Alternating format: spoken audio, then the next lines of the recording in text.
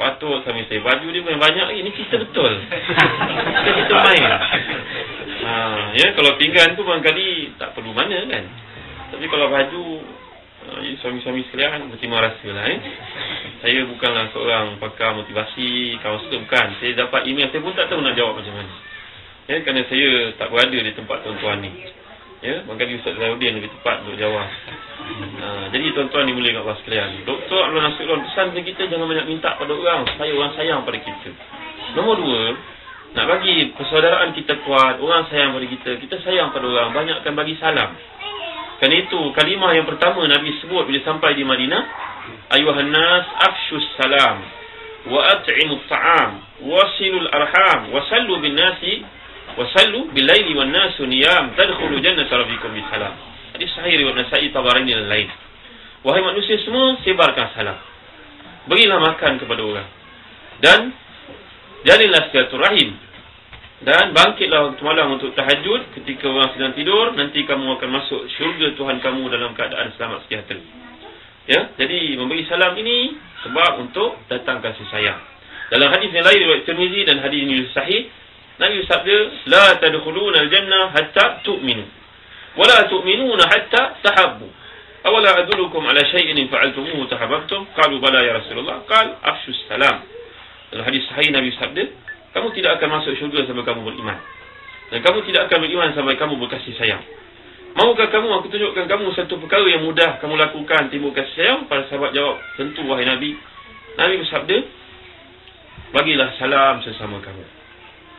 Ini perkara yang kedua. Dr. Abdul Nasir menulis yang ketiga. Wasiat untuk menjadi orang yang terbaik ialah kita sentiasa memberi hadiah. Dalam hadis-hadis yang sahih, tahadau tahabbu. Ada setengah baca tahadu tahabbu. Sebenarnya yang tepat tahadau. Kalau bahasa Arab tahada, ya tahadi, tahadau. Berilah hadiah. Kerana memberi hadiah itu menyebabkan kamu akan menjadi orang yang berkasih sayang, mesra, mudah. Ya, saya terbaca dalam satu tulisan dalam Reader Digest, 25 easy steps towards happiness. Lama dulu. Tak betul entah tidak, bila punya keluaran saya tak ingat. Ya, kadang kajian baca-baca ni cuba nak improve bahasa Inggeris.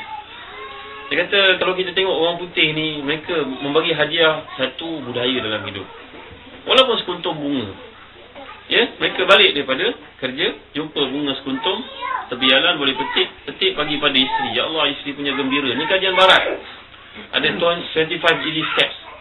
Buka kat Google, cek Reader Digest, RD, type perkataan 25 easy steps to happiness.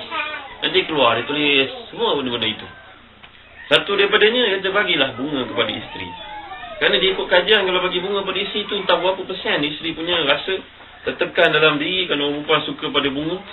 Ini kajian di Australia lah, saya lupa siapa pun kaji. Dia punya perasaan tertekan, berkecamuk, marah dan juga rasa tak seronok itu akan hilang. Rasa suami menghargai dia, rasa suami cinta pada dia, rasa suami ingat pada dia.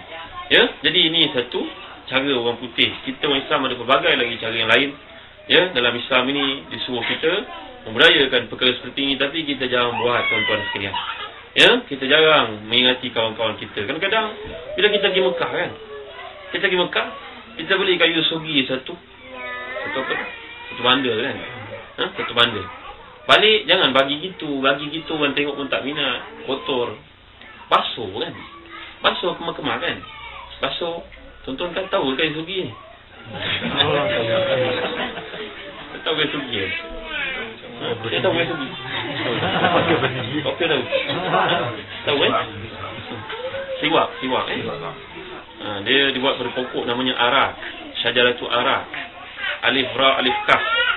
Dia tumbuh biasanya di kawasan-kawasan yang kering.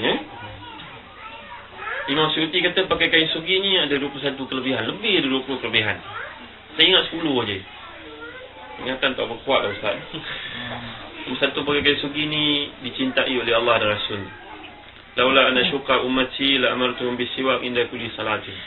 Kalaulah tidak satu keberatan, kesusahan, aku suruh orang semua pakai kain sugi setiap kali nak semayang. Riwayat lain setiap kali nak wuduk. Kelebihan dia nombor 1, Allah dan Rasul cinta. Nombor 2, pakai kain sugi ni mencerahkan mata. Imam Suyuti kata. Ya, doktor-doktor Dablin mana kena kaji benda ni. Ini Nabi yang salah sebut. Nabi tidak akan kata perkara yang palsu dan dusta. Nombor 3, pakai kain sugi balram. Apa nama ni? Kahak dan tekak dia kekurangan. Nombor 4, pakai kain sugi ni sedang bangun tahajud. Nombor 5, pakai kain sugi ni tuan-tuan yang dimuliakan Allah sekalian, mudah menghadapi sakaratul maut. Nabi pernah bersabda, wa inna lil mauti sakarat. Hadis sahih Bukhari Muslim. Mati itu ada kesakitan dan keperitannya. Orang pakai kain sugi, siwak dipermudahkan. Nombor 6, orang pakai kain sugi ni boleh menyelamatkan mulut daripada penyakit-penyakit bahaya, kanser dan sebagainya. Ya, Dr. Abdul Majid Aziz Zindani, seorang doktor perubatan di Yaman. Tuan-tuan pernah dengar tak nama dia? Kalau kajian buka tuan-tuan dalam website, nama dia Az-Zindani. Abdul Aziz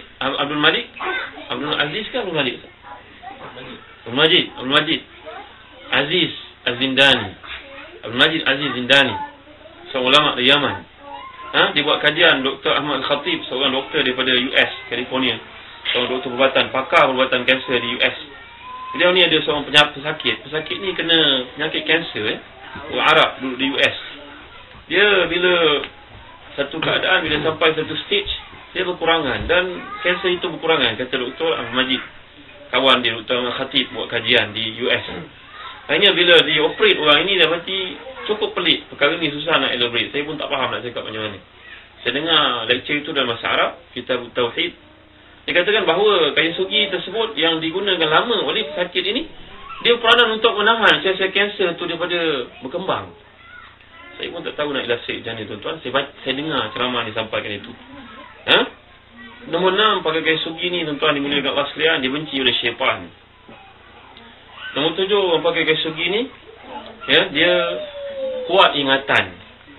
Nombor 8, orang pakai kain sugi ni, dia punya apa nombor 8 ni? Apa nombor 8? Bangun tahajud senang menghadapi sakaratul maut. Apa lagi? Subhanallah. Saya baca dalam tulisan yang dikemukakan oleh Allahumma salli ala Muhammad. Tak apalah, nanti ingat sebut lagi semula. Jadi saya nak cerita tadi kepentingan bagi hadiah. Hadiah ni kita pergi ke Mekah, ingat sahabat-sahabat kita bagi benda yang kecil seperti itu, tidak ada masalah. Ya, itu tanda ingat. Tanda kita boleh menghubungkan lagi silaturahim dengan lebih baik. Nombor 3, secara yang dimuliakan Allah sekalian. Nombor 4, Dr. Abdul Nasir Ulwan pesan kita untuk menjalin hubungan dengan orang menjadi lebih mesra. Nombor 4, banyaklah mendoakan untuk mereka. Banyaklah mendoakan untuk mereka. Kerana dalam hadis yang sahih, ya, bila kita ni mendoakan untuk saudara kita, malaikat yang membawa doa tersebut akan mengatakan walaka misluhu. Kamu juga dapat apa yang kamu doakan untuk mereka. Dan Allah puji Nabi Allah Ibrahim, ya, dalam ayat 40-41 surah Ibrahim. Nabi Ibrahim berkata, berdoa, Rabbighfirli waliwalidayya walil mu'minina yawma yaqumul hisab. Allah puji Nabi Allah Ibrahim. Ya, kerana Nabi Allah Ibrahim ni bila berdoa, dia akan doa untuk diri dia, ya, doa untuk sekalian orang Islam. Rabbighfirli walil mu'minina yawma yaqumul hisab. Sentiasa doa untuk orang lain. Ya, Nabi Allah Ibrahim ni dipuji oleh Allah Subhanahu Wa Taala kerana sayangnya kepada orang lain. Jadi kita doakan untuk saudara-saudara kita, tuan-tuan dimuliakan Allah sekalian. Dan yang terakhir sekali, banyaklah berziarah. Ziarah ke rumah mereka. Dan ziarah ni dalam Islam diajar kita jangan pergi pada 3 waktu. Salatu auratil lakum. Sebelum subuh, selepas zuhur, min ba'di zahirah, dan yang terakhir sekali min ba'di salatil isya', ya, selepas sembahyang isya'. Ini waktu-waktu yang tidak digalakkan kita pergi ziarah ke rumah kawan, melainkan kerana hajat yang diminta kita datang ataupun untuk menuntut ilmu. Ini 2 perkara yang dibenarkan. Selain daripada itu, 3 waktu ini dilarang dalam Islam. Dan surah An-Nur Allah SWT jelaskan larangan kita datang ke rumah-rumah orang pada waktu tersebut, ya, mengganggu dia dan sebagainya. Jadi tuan-tuan yang dimuliakan Allah sekalian, ziarahlah. Kerana kalau kita belajar dalam Islam, disebut oleh Dr. Al-Fatah Mudah dalam buku beliau Safahat. Dr. Al-Fatah Mudah ni memulakan bicara beliau tentang kepentingan mencari ilmu. Ya, dia bawakan cerita-cerita menarik. Contohnya cerita seorang sahabat bernama Jabir bin Abdullah. Jabir bin Abdullah Al-Ansari ni seorang sahabat Nabi yang cukup masyhur, yang hebat, banyak meriwayatkan hadis. Minal mukthirina bil hadis, antara yang paling banyak meriwayatkan hadis. Beliau ni mendengar cerita tentang seorang sahabat lain namanya Abdullah bin Unais radhiyallahu anhuma.